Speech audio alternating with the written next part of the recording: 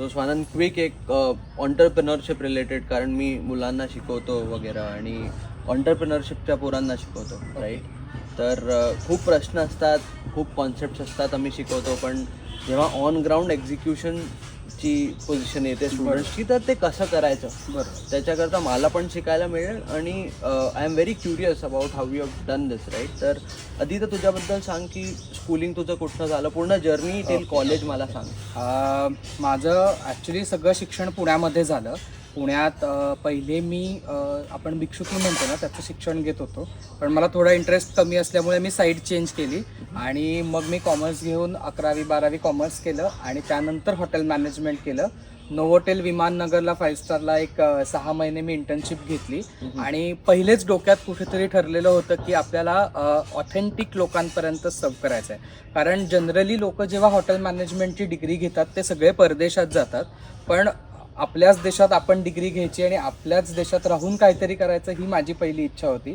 की बाहेर न जाता आपल्यासाठी काहीतरी, आपल्या गावासाठी काहीतरी करायचं. म्हणून सगळं शिक्षण पुरं झाल्यावरती मी इकडे गावाकडे आलो. तोवर आईनी व्यवसायाची छोटीशी सुरुवात केलेली होती. याआधी आम्ही जोशी फूड्स म्हणून आमचं हॉटेल स्वानंद सदन चालवत होतो. जोशी फूड्सची सुरुवात ही खरी माझ्या आईने केली. जे आम्ही उकडीचे मोदक, पोळ्या, भाकऱ्या ह्याची उक्ती ऑर्डर घेऊन ते बनवून द्यायचो. बट माझ्या डोक्यात जे प्लॅनिंग होतं त्यानुसार आपल्याला व्यवस्थित हॉटेल चालू करायचं आहे, म्हणून हॉटेल मॅनेजमेंटचं कोर्स केला. जेणेकरून हॉटेल असं कोणीही चालू करतं, पण ती जी एक आपण म्हणतो ना की ऑथेंटिसिटी म्हणण्यापेक्षा परफेक्शन जे असतं हॉटेल चालवतानाचं, ते शिकण्यासाठी म्हणून 6 महिने ट्रेनिंग घेतलं. आणि ते इथे येऊन आता थोडक्यात वाढतानाच्या काही गोष्टी काळजी घेण्यासारख्या असतात किंवा काही गोष्टी लोक बसलेत तर आपण प्रेझेंट कसं होतो त्यांच्यासमोर हे पण महत्त्वाचं असतं. तर हे सगळं शिकण्यासाठी हॉटेल मॅनेजमेंटची डिग्री घेतली आणि इथे येऊन आता आम्ही हॉटेल स्वानंद सदन चालू केलं. खूपच सुंदर. तर एक खूपच इम्पॉर्टंट प्रश्न, राईट. म्हणजे तू आता तुझं हॉटेल मॅनेजमेंट झालं, तुझी इंटर्नशिप एवढ्या चांगल्या जागेतून झाली, तुला इझिली कुठेही ॲज अ शेफ घेतलं असतं त्यांनी, किंवा तू आणखीन कुठे गेला काम करू, right. You could have been on a cruise, you could have been on a ship, you could have been on some other 5 star और 7 स्टार हॉटेल. ती तुझी जर्नी असली असती. पण ती गिव्हअप करून किती डिफिकल्ट असतं स्वतःचं काम सुरू करणं, कीपिंग एव्हरीथिंग असाइड, राईट. की अरे जॉब आहे, पॅकेज मिळेल, पैसे मिळतील, हेडेक नाहीये, स्वतःला काही मॅनेज नाही करायला लागणार, फक्त तिथे जाऊन काम करायचं, एक्झिक्युशन करायची, परत यायचं. बरोबर. पण when you start your own unit, right, खूप चॅलेंजेस असतात सुरुवातीला, राईट. सुरुवातीला तुम्हाला ब्रेक इव्हन भेटत नाही, कॉस्ट जास्त असते, प्रॉफिट नसतात, right.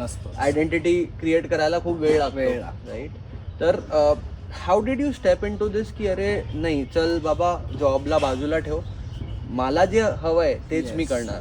What has driven you here as such? Basic कसं असतं, कुठनं तरी सुरुवात केल्याशिवाय काय म्हणतो आपण स्टार्टअप होत नाही. आणि जर तुम्हाला बिझनेस करायचा आहे तर चढ उतार हे बिझनेसमध्ये येणारच. त्यामुळे पहिलं माझ्यासाठी चॅलेंज होतं की कोकणात येऊन बिझनेस चालू करणं. कारण सिटीजमध्ये म्हणजे मुंबई, पुणा किंवा इतर कुठलीही सिटी असते त्यामध्ये तुम्हाला 12 महिने गिऱ्हाईक चालू असतं. जेव्हा तुम्ही कोकणामध्ये येता त्यावेळेला आपल्याकडे एक तर पर्यटन स्थळ म्हणून बिझनेस चालतो, दुसरी गोष्ट इथे 12 महिने बिझनेस नाही, पावसाचे 4 महिने सगळ्या गोष्टी ठप्प असतात. त्यामुळे ते 8 महिने जे बिझनेसचे असतात त्या 8 महिन्यामध्ये 12 महिन्याचा बिझनेस आपल्याला सेटअप करायचा असतो. करेक्ट. त्यामुळे ते एक मोठं चॅलेंज होतं. दुसरी गोष्ट मला पर्सनली अशी जाणवली अशी की खेडेगावात राहणारी लोक जी असतात किंवा जी तरुण जनरेशन असते ती शहरामध्ये जाऊन तेच वेटरचं काम करतील, पण गावात राहून ते करणार नाहीत. का तर ते कुठेतरी मुंबईत राहतो किंवा पुण्यात राहतो अशी कन्सेप्ट असते. तर ती एक मला इथे आल्यावरती जाणवली की तेच काम आपल्याला करायचं आहे, त्याच कॉस्टमध्ये करायचं आहे, पण ती लोक गावात करणार नाहीत, ते बाहेर जाऊन करणार. का तर तो मुंबईत असतो, पुण्यात असतो किंवा शहरात असतो.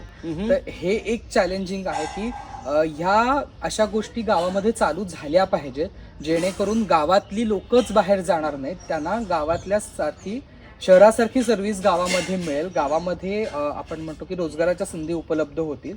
तर ती एक संधी आणि माणूस टिकवणं हे खूप महत्त्वाचं असतं. जेव्हा तुम्हाला एखादी ऑथेंटिक चव अनेक वर्ष टिकवायची असते तर तो जो बनवणारा माणूस आहे तो टिकवणं हे खूप महत्त्वाचं असतं. किती मोठ्या प्रमाणात आपण हॉटेल चालू केलं तरी प्रत्येक ठिकाणी आपण लक्ष देऊ शकत नाही. बरोबर. त्यामुळे समोरच्या माणसाला तयार करत असताना एक तर तो आपल्याकडनं सोडून जाणार नाही ह्याची काळजी घेतली पाहिजे, किंवा त्यांनी स्वतःहून आपल्यासाठी काम केलं पाहिजे ह्यासाठी आपण त्याला तयार केलं पाहिजे. आत्ता माझ्याकडे जी माणसं काम करतात देवाच्या कृपेने तीनही माणसं इतकी सुंदर मिळाली आहेत की जी स्वतःच्या घरी काम करत नाहीत तेवढं माझ्या इथे येऊन काम करतात आणि त्यांचं घर समजून माझ्या इथे काम करतात. का तर आपण पण त्यांना त्याच पद्धतीने त्याच प्रेमाने बोललं पाहिजे, त्यांच्याशी त्याच पद्धतीने त्यांना वागवलं पाहिजे. तर हे एक मोठं चॅलेंज असतं की माणूस मिळणं, कारण कोकणामध्ये असे सगळी जी यंग जनरेशन आहे ती पूर्ण सगळी आता शहरामध्ये शिफ्ट झालेली आहे. त्यामुळे आत्ता जी लोक कामाला येतात ती 50 ते 60 ह्या वयोगटातली असतात. त्यामुळे मी ॲज अ यंग बिझनेस चालू करताना त्या माणसांना असं पटकन सांगू शकत नाही किंवा पटकन बोलू शकत नाही. तर ह्या स्टेजला आपल्याला यूथ जनरेशनची गरज असते की 4 जणांनी मिळून आपण काहीतरी करूया. पण अनफॉर्च्युनेटली सगळे आता शहराकडे आहेत आणि आम्ही इकडे यायचा निर्णय घेतला ह्याच कारणासाठी की इथे येऊन काहीतरी रोजगार उपलब्ध होईल आणि असं काहीतरी लोकांना इन्स्पिरेटिंग वाटेल की तुम्ही आपण शहरात न जाता गावात राहून पण काहीतरी करू शकतो. ओके. नाही, खूपच सुंदर. म्हणजे in terms of managing the overall logistics आणि रिसोर्सेस जे काय तू करतोय खूपच सुंदर काम करतोय. किती टोटल तुझ्याकडे टीम किती मोठी आहे, including everyone, right, including you? किती मोठी टीम आहे? माझ्या घरातली 4 जण आम्ही काम करतो स्वतः. मी, माझी आई, माझे वडील आणि आजोबा. आणि त्याच्या व्यतिरिक्त आणखीन 4 जण आमच्याकडे काम करतात. माझं आणखीन एक सेकंड ब्रांच आहे रामाच्या देवळाशी गावामध्येच. इथे आपण सगळं जेवण नाश्ता वगैरे देतो आणि ते स्नॅक सेंटर आहे आमचं. इथे वडापाव, दाबेली, समोसा, कचोरी, शेवपुरी वगैरे हे जे चाट कॉर्नर आणि स्नॅक्स कॉर्नर आहेत तिथे 2 माणसं काम करतात. अशी आमची एकूण 8 जणांची टीम आहे, 8 ते 10 जणांची. वा वा वा. आणि असं कधी करतो की तिकडली माणसं इथे येऊन काम करतात, इकडली तिथे जातात? हो. More like kind of a cross skilling, right, की त्यांना हे बनवता आलं पाहिजे, या लोकांना ते बनवता आलं पाहिजे. आत्ता माझ्या इथे ज्या महिला कामगार आहेत त्या सगळी कामं करतात माझ्या इथे. म्हणजे आम्ही असं म्हणत नाही की मी जर किचनमध्ये काम करतोय तर मी डिश उचलायला का जाऊ, तर असं मनात न घेता त्या पोळ्याही करतात आणि त्याच प्रामाणिकपणे त्या डिशही उचलायला जातात, क्लिनिंगलाही जातात. त्यामुळे आत्ता माझ्याकडे जी काम करणारी माणसं आहेत ती सगळी काम करणारी आहेत. म्हणजे आम्ही त्यांना सगळ्या प्रकारचं जेवण शिकवलेलं आहे मी इथे येऊन. त्याच्यानंतर जेव्हा हॉटेल स्वानंद सदन चालू केलं त्याच्या आधी आम्ही त्यांचं ट्रेनिंग घेतलं, जेणेकरून आपल्या इथे मिळणारे पदार्थ तसेच कसे बनतील. आणि समजा मी एखाद दिवस नाही आहे तर माझ्याऐवजी त्या पदार्थाची चव नाही बदलता कामा. त्यामुळे त्यांना सगळं ट्रेनिंग देऊन ट्रेंड स्टाफ आता आपण ठेवलेला आहे. सुंदर.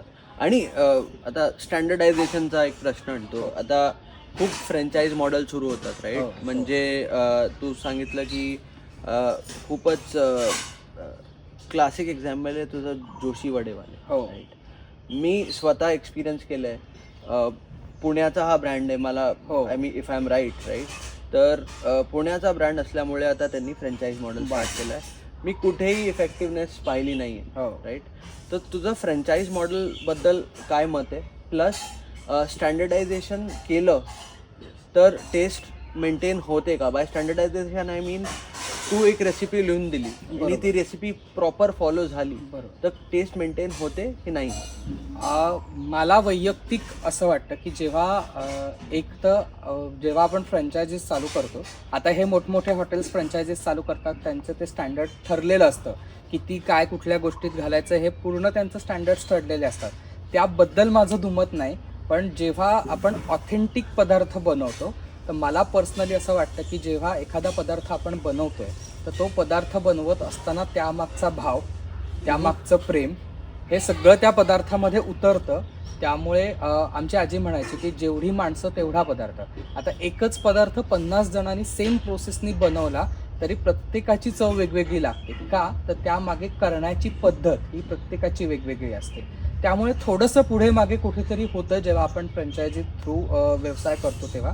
म्हणजे मी जर उद्या आनंद सदनची दुसरी ब्रांच फ्रँचायझी चालू केली तर जसं माझ्या इथे मिळतं तसं ॲक्युरेट 100% तिकडे मिळेलच याची गॅरंटी आपण देऊ शकत नाही. कारण अर्थात आता एखादा माणूस भाकरी बनवतोय, आता माझ्याकडे ज्या मावशी भाकरी बनवतात तशीच भाकरी तिकडे बनवणाऱ्या मावशी बनवतील ह्याची मी गॅरंटी देऊ शकत नाही. किंवा तांदूळात काही वेळा फरक असतो. माझ्या इथे जो तांदूळ मिळतोय तोच शहरात मिळेल असं मी सांगू शकत नाही. त्यामुळे त्या घावनाची आणि ह्या घावनाची टेस्ट वेगळी येऊ शकते. ओके, नाही मेक सेन्स फॉर शुअर. तर आता तुला आता विदिन कोकण तुझ्या 2 ब्रांचेस झाल्या आहेत, राईट? आता पुढे तुझा काय प्लॅन आहे? I am not asking from an expansion standpoint, कारण ते तर टफ, राईट? पण आता तू एज्युकेशन साईडनी थोडं त्याला विचार कर की अरे आपल्याला काही एक छोटीशी इन्स्टिट्यूट उघडता येईल का, किंवा विदिन कोकण काही करता येईल का, राईट? तर असा काही प्लॅन आहे का तुझ्या जिथे पोरं बाहेरच्या हॉटेल मॅनेजमेंट इन्स्टिट्यूटला जायच्या जागी आपल्याकडे येऊन शिकतील आणि प्लस महाराष्ट्राचा ऑथेंटिक टेस्ट शिकता त्यांना येईल, अशी काही पॉसिबिलिटी तुला वाटते का? आहे पॉसिबिलिटी. म्हणजे मी ॲज अ शेफ थोडं माझं हॉटेलचा सेटअप चांगला बसला की आम्ही वर्कशॉप्स घ्यायला चालू करणार आहोत लवकरच. ऑनलाईन क्लासेस आमचे कुकिंगचे चालू करतोय, जेणेकरून ऑथेंटिक फूड म्हणजे आत्ताचा माझा एक्सपिरियन्स असा बघता की जेव्हा लोक कोकणात येतात तर तुम्ही कोकणात आला तर माझं पर्सनली असं मत असतं की तुम्ही तिथलं जे स्टेपल फूड आहे ते तुम्ही खाऊन बघा. तिथे येऊन जर तुम्ही पंजाबी मागत असाल तर ते थोडंसं कुठेतरी एक इथल्या संस्कृतीला पण हानिकारक आहे की कोकणात येऊन जर पंजाबीच खायचं आहे तर मग तुम्ही पंजाबला जाऊन पण पंजाबी खाऊ शकता. कोकणात येऊन तुम्ही कोकणी फूड ट्राय करा ना. आणि कसं आहे, आपण म्हणतो तसं की एखाद्या गोष्टीची चव आपल्याला पटकन लागत नाही. तुम्ही एक्सप्लोर केलं तर तुम्हाला कळणार आहे की तुम्हाला काय खायचं आहे आणि काय नाही. तर तुम्ही 2-3 दिवस येताय तर तुम्हाला, मी असं म्हणत नाही की तुम्हाला सगळेच पदार्थ कोकणातले आवडतील, but at least you have to try. की तुम्ही जितकं ट्राय कराल तितकं तुम्हाला समजत जाईल ना प्रत्येक क्युझिन. बरोबर. आता तसं बघायला गेलं तर आपण साऊथ इंडियामध्ये गेलो तर साऊथ इंडियामध्ये साऊथ इंडियन पद्धतीने पंजाबी बनवतात. बरोबर. ते ऑथेंटिक पंजाबी असतं का? तर नाही. तुम्हाला ते पंजाबी खायचं असेल तर पंजाबलाच जावं लागणार आहे. तर इथे येऊन तुम्हाला कोकणी फूड मध्येच पंजाबी बनवलेल्या भाज्या मिळणार आहेत. इथल्या लोकांना पंजाब सारखं तिथे पंजाबी नाही किंवा शहरासारखं पंजाबी नाही बनवता येणार. बरोबर. कारण इथला बेसच तो नाहीये. इथल्या प्रत्येक ग्रेव्हीचा बेस हा नारळ असतो. इथल्या प्रत्येक ग्रेव्हीचा बेस हा कांदा, टोमॅटो, काजू, मगज हा असणार आहे. बरोबर. तुम्ही कोकणातल्या माणसाला एखादी पंजाबी ग्रेव्ही करायला सांगितली तर तो अर्थात हाताच्या वरची नारळ घालणारच त्याच्यात, कारण ती इकडची टेस्टच ती आहे ना. बरोबर. मग आपण आपल्या डोक्यात काय, नाही चांगलं नव्हतं फूड, असं आपण डोक्यात घेतो की चांगलं नव्हतं नाही, ही पद्धत वेगळी आहे, ही पद्धत वेगळी आहे. सो नाव ठेवताना पण लोकांनी विचार केला पाहिजे की आपण कुठे जाऊन काय खातोय. असं काहीतरी खाण्यापेक्षा तुम्ही ऑथेंटिक कोकणीच ट्राय करा ना, की जेणेकरून तुम्ही कोकणी फूड, कोकणात आलाय कशाला, कोकण एन्जॉय करायला. बरोबर. तर मग तुम्ही इथे येऊन पंजाबी खाण्यापेक्षा ऑथेंटिक कोकणी फूड ट्राय करा. जर नाही आवडलं तर आपल्याकडे ऑप्शन आहेत आणखीन, तुम्ही बाकी घेऊ शकता काही. नाही, खूपच I mean very logical and sensible answer to that. कारण म्हणजे लोकांनी काय केलं पाहिजे, बेसिकली स्वतःचे मेनू जाऊन रिव्ह्यू करायला नका देऊच नका, तर ऑर्डरच करणार नाही.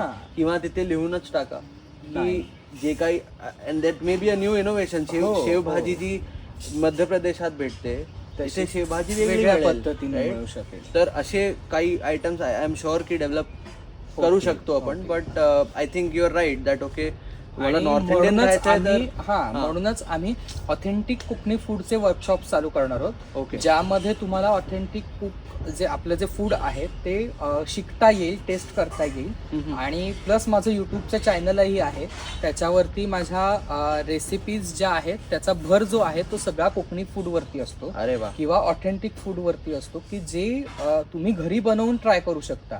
असं नाही की तुम्ही कोकणात आल्यावरतीच इथेच ट्राय केलं पाहिजे. जर तुम्हाला घरी ट्राय करायचं आहे तर त्या रेसिपीज बघून तुम्ही कोकणी पदार्थ, आजकाल सगळेच सोशल मीडियावरती फूड चॅनल्स चालवतात फूड, पण म्हणजे मी माझ्या एका व्हिडिओमध्ये पण म्हटलं की कुठलाही पदार्थ ऑथेंटिक आहे का नाही ह्याच्यावरती जी चर्चा लोकांची असते ना, की आपण असंच करत नाही, आपण तसंच करत नाही, तर प्रत्येक घराची किंवा प्रत्येक 12 कोसावरती जशी भाषा बदलते तसंच करण्याची पद्धत लोकांची बदलते.